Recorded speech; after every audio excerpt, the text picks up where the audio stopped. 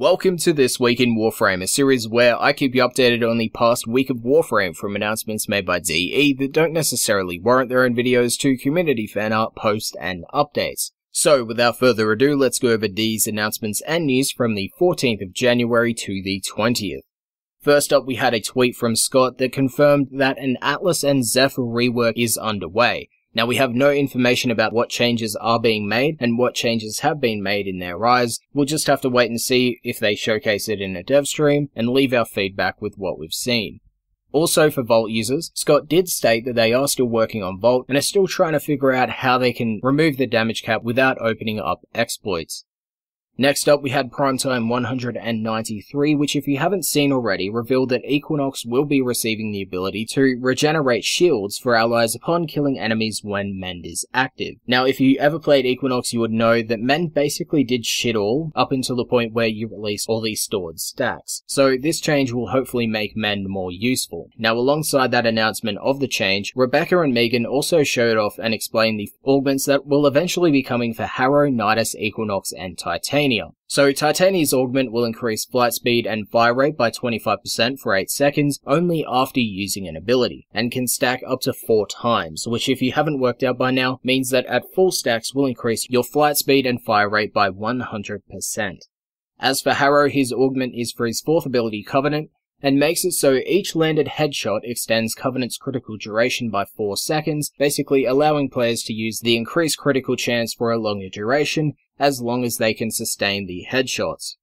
Next up is Equinox and the augment for her Mend and Maim. Now, this augment will increase Mend's shield regeneration upon kills by 400%, and will also increase Maim's damage output by 200% for the first 10 seconds after the ability has been casted. Now, in that 10-second period, these percentages will count down, and once that 10 seconds is up, those bonuses will be removed. Lastly, we have the augment for Nidus, which will allow the player to recast Larvae and deal 300 viral damage to enemies within a 5-meter radius. Doing so, as seen in the footage, will also send the enemies flying that were stuck within the initial casting of the ability. One extremely important thing to note about these augments and the change about Equinox, the footage shown and the stats provided are subject to change before release. So once they do get released, don't be surprised if they have changed the numbers around or the abilities themselves. Now, moving on to the next slice of news, for PlayStation users who have PlayStation Plus, you can pick up a free booster pack in the PlayStation Store, which will grant you 100 Platinum,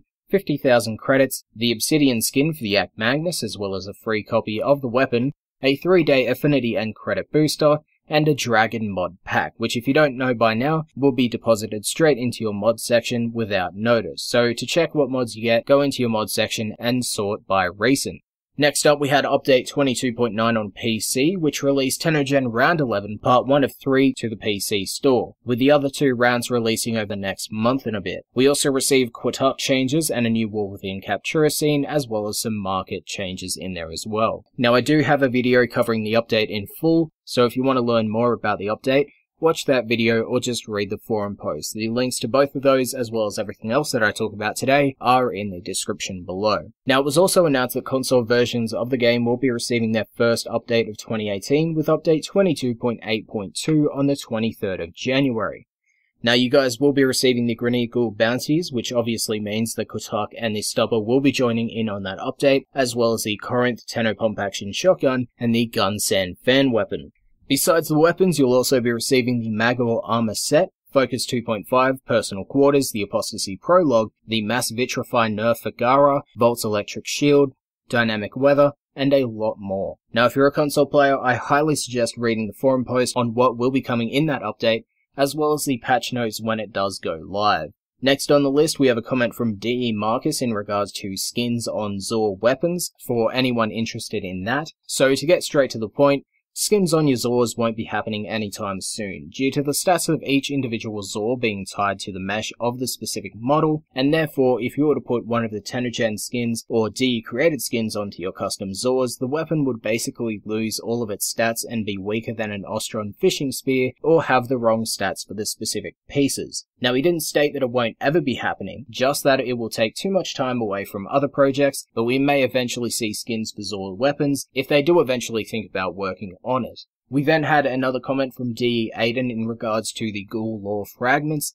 and if you don't remember his original statement on the matter, it was along the lines of the Ghoul bounties will be reoccurring events and therefore you don't have to get them right away, but if you do want them, then you'll just have to farm for them.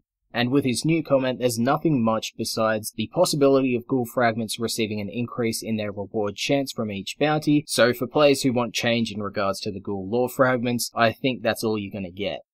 Next up, Dimitri has requested that if you're having performance issues, specifically drops in frame rate after prolonged periods of time, that you send your EE.log into the Warframe support desk with your experience explained as well as any other information that could help fix the issues. As for how to find your EE.log, you can head to the link in the description to find a guide on that.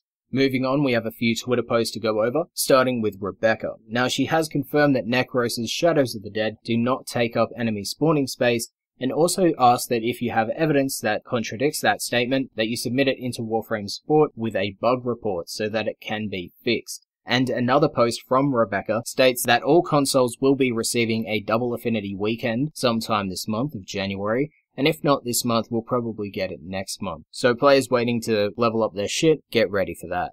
We then had a few posts from Pablo as well, who is basically god of quality of life improvements, according to the community. And first up to bat is that a fix for viral procs reviving down enemies will be coming in the next update, probably this week. Secondly, it looks like ducat values showing on the Relic Redemption screen won't be happening anytime soon, as it looks like they think it'll clutter the screen. And the final tweet from Pablo is in regards to a range stat being added to the arsenal of weapons. It looks like players will have to wait on a bit longer, as he did state that it's a complicated issue. And as I've mentioned beforehand, this is because stances affect the range of certain weapons, as well as each individual weapon having different range values. Now that is all the relevant Digital Extremes information that I could gather for this week, so we will finish the video up with a few highlights from the community. So starting it off, we have DeviantArt user Toughsets Charlie Brown Peanut Snoopy Warframe Fanart crossover, and I don't know about you, but Snoopy is a fucking legend, and so is this piece.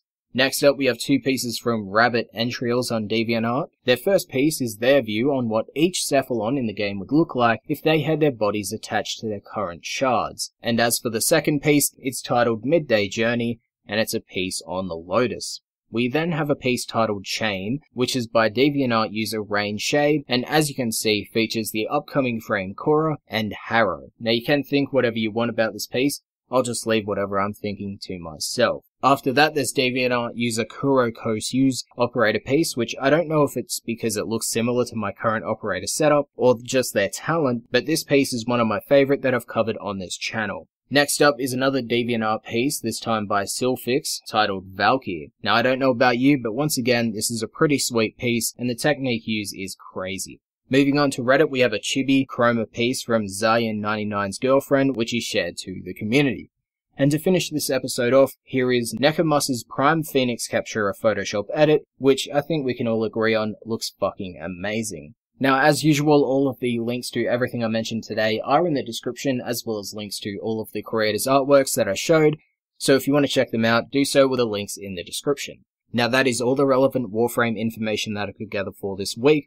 So if you found this video informative, make sure to leave a like. If you think I can improve upon something or you wish to share your opinion on one of the topics that I mentioned, you can of course do so with a comment down below. And if you missed out on last week's episode, you can check it out by clicking the annotation on the screen right now. Thank you for watching, and I'll see you guys next time.